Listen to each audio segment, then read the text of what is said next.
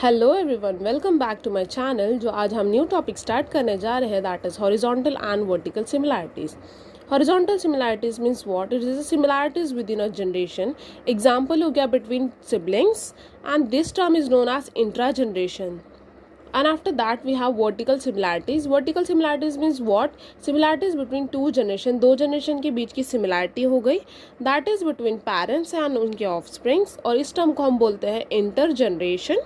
After that we have is all present day living organisms are related to each other and to organisms ever lived on earth, but to varying degree as well as share common genetic material, that is nucleic acid. अब यहाँ पर हमें क्या समझाना चाह रहे हैं वो, कि जो प्रेजेंट डे के लिविंग ऑर्गेनिजम्स हैं और जो ओल्ड डे के लिविंग ऑर्गेनिजम्स हैं वो लोग एक दूसरे से रिलेटेड है, और वो लोग क्या करते हैं, वारी करते हैं उनकी डिग्रीज में, और वो लोग शेयर करते हैं उनका common genetic material. Genetic material में क्या आ गया? दैट इज न्यूक्लिक एसिड आ गया. Nucleic acids are of two types. First is DNA and second is RNA. DNA means deoxyribose nucleic acid, which is our genetic material, that is in majority of organisms. And after that we have ribose nucleic acid, which is in few viruses. कुछ viruses में देखने मिलता है और ये majority of organisms में देखने मिलता है हमें. आफ्टर दैट एक न्यू साइंटिस्ट पिक्चर में आते हैं, that is Ernst Mayr. He was born in 1904 and died in 2004. इनकी जो स्पेशल 3 क्वालिटीज़ है, दैट इज़ कि इनको डार्विन ऑफ 20th सेंचुरी कहा जाता था, और he was listed among top 100 scientist of all times, और इन्होंने ट्रिपल क्राउन विन किया था बायोलॉजी के अंदर.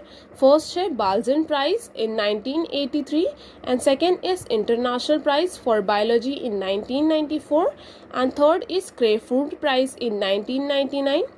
एंड आफ्टर दैट मेयर ने क्या किया था, एक बहुत इंपॉर्टेंट डेफिनेशन दिया था स्पीशीज़ का, जो करंटली एक्सेप्टेड डेफिनेशन है बायोलॉजी का, that is biological concept of species इन्होंने दिया था. After that according to this concept, ये कंसेप्ट के हिसाब से देखा जाए तो जो सेम स्पीशीज़ से ऑर्गेनिजम्स ब्रीड कर रहे हैं वो लोग प्रोड्यूस करेंगे fertile organisms.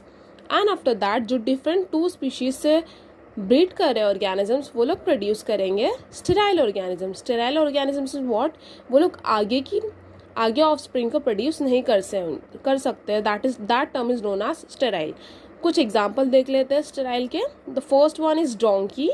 When it breed with horse it will give mule, and after that horse breed with donkey give hinny, and after that lion breed with tiger give liger.